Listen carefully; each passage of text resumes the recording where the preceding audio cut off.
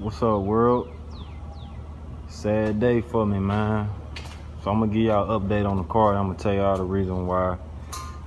Well, I'm gonna go ahead and go into it, man. I was supposed to drive this car to Track Mania yesterday, but transmission went out on me, man. Let me down, man. First time this car let me down, so I'm not too mad than having this.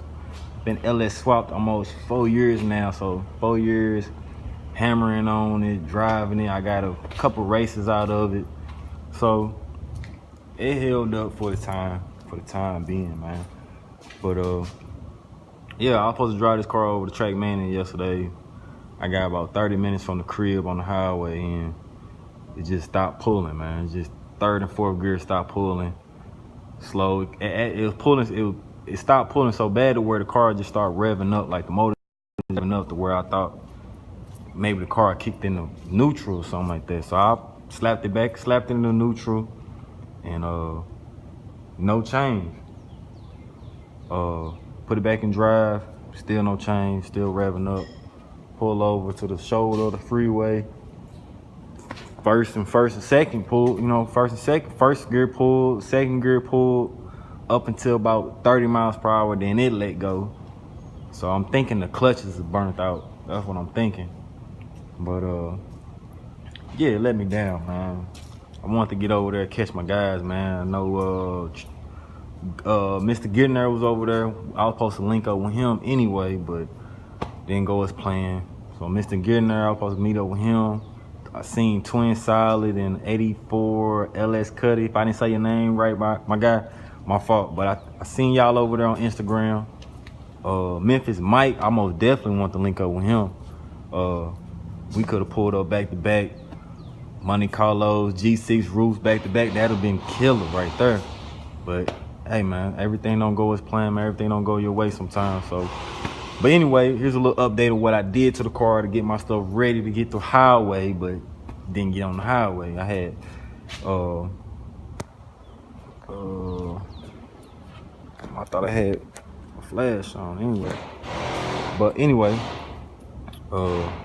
y'all can't see, but anyway, I made me a custom bracket for the AC, for the pancake compressor. Let me pause y'all real quick. I'm gonna see if I can come back. All right. Anyway, yeah, got the pancake bracket for the compressor. It's you can Google that. Type in LS custom bracket or something like that. You can Google that. They tell you this bracket came off a mine came off a small block Chevy 350. I cut it down, size it, make some custom brackets, work perfect, no issues. Got this colder intake. My car was throwing some knock sensor codes, changed out the knock sensors. And the crazy story is about that is I changed the knock sensors thinking that when I gave my car wide open throttle, my car was already kicking codes for knock sensors. So I was thinking the knock sensor was pulling the timing back, because when I get on it, the car would just rev up and then it wouldn't pull. But the car been like that for years though. I always been driving the car like that for years, so I always thought it was the knock sensors. Come to find out, the damn transmission was always slipping the whole time. So if anybody ever seen me get on this car and heard it just rev up real loud, and then I let off the gas and then get to pulling again, just know the transmission was always bad. So a lot of people out there that I had raced, I ain't catch none of these on video, but that I had raced, and y'all might have got out on me a little bit. I ain't gonna say you got me. You might have got on me a little bit by a fender or half a car. I'm gonna need that race back, man, when I get this transmission rebuilt. Oh, speaking of that, I might get the transmission rebuilt, or I might go to the 480 swap. Mr. Getner was telling me I need to do the 480E swap. But the only issue I got with that is I know that transmission heavy as hell, so that's extra added weight to what I already got. So I don't know. I heard them transmissions are bulletproof too, but at the same time, the last thing I want to do is go buy a transmission secondhand, pretty much used, throw it behind this motor, because this motor is coming back out. I already got my cam. Already shout out to my boy Mr. Getner. Already cam, and I already got me some 243 heads that's getting poured and polished, and so it's gonna make more power. So the last thing I want to do is add, throw a 480 second hand behind this car, add more power to the motor, and then boom, I'm right back to square one. So my question is to my subscribers and new viewers is, if you have ever had a 4L60E behind your LS swap and it went out on you and you rebuilt your 4L60E and it run better than stock, please comment the parts and how it's running too. Please comment the parts, the upgrades that you did to make it run better, and how it's running and how it's holding up. Have you blown it up since you rebuilt it? I need to know all the information. Otherwise, if you had an LS swap, had a 4L60E, and then you swapped it over to the 4L80E, I need you to comment what all did you do to it to swap it over, what other extra parts that are needed to make it work, and how is it running? Can you tell the difference between the two transmissions? If so, please comment that. I'll gladly appreciate it.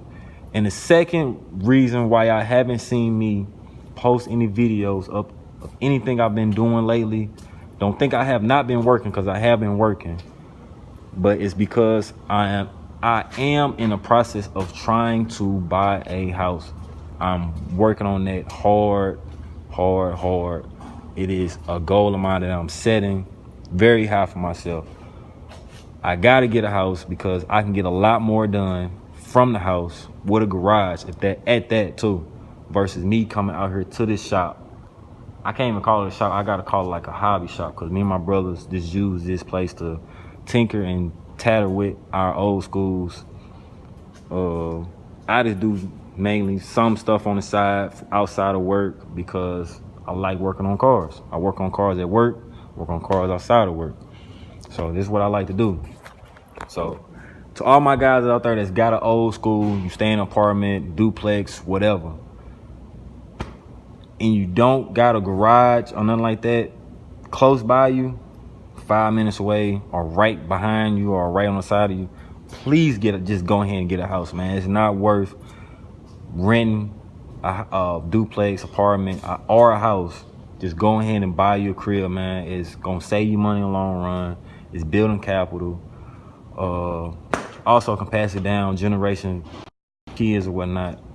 And at the same time, you can just, like I say, man, I know plenty guys that work on cars, man. Everybody gets frustrated, get a frustrating point on the car, they stop, lose motivation at time. So the best thing to do is just go ahead and get you a crib, because when you lose motivation, like me, if I lose motivation, I hit a hard point, I get up and I'll leave, and I stay 15-20 minutes away from this shop. So depending on how I feel, I'm not coming back that same day. And the next day, depending on how I feel, I might remind myself I'm not coming back the next day. So the best thing for me to do is get a crib. I can just get mad, go in the house, make me a sandwich, make me some noodles, some cereal or something, sit down for 15-20 minutes, then come right back out, get right back to it, and boom. And 9 times out of 10, people that I've been watching on YouTube or have been seen their cars, they all got houses. Mr. Getting There, Twin Solid, 84 LS Cuddy, Memphis Mike, all those guys have the common denominator, and that's a house with a garage. So, and all their cars, if they not done, like Memphis Mike car, badass. I see Getting There, 87, Twin Solid, 84 LS Cuddy. All their cars look like they gonna come out and be a beast. So that's the thing to do, man. If you guys ain't, for all my subscribers or new viewers that got an old school, they ain't got a crib, they got and don't have a crib, and you building a car, just go ahead. I'm not gonna tell you stop doing what you're doing, but that should be one of your goals in life, man, to go ahead and get a crib, because I promise you, it will. Your car will reflect. No, your house will reflect your car. That's how I feel. Your car will come out 30 times better. At the same time, nothing really too bad on my car, but at the same time, I see some flaws in it to where I feel like if I could have took some extra time, my car would have been even a whole lot better, man. A whole lot better. But that's the update on my car, man. That's the update on what I've been doing in life. Just been trying to focus on trying to get a crib so I can do better for my family, man. But yeah, this is it. I got the Impala dash in here. I did paint this, put the Monte Carlo SS in there. My fault, I don't got my tablet in there for the slide in. I did fiberglass that for my tablet, my 10-inch tablet. Those gauges right there are out of a 97 Tahoe, just like that one. And everything works but the water temp and the oil pressure. Only reason why those two gauges do not work is because I don't have them hooked up. I don't have the sending units hooked up at the time. So that's why. Other than that, yeah, this car was good to me up until yesterday, man. So keep motivating me. Comment what you guys think I should do. Should I just go ahead and do a 480E swap, or should I go ahead and rebuild a full L60E with performance parts? So like, subscribe if you're a new viewer, comment your thoughts.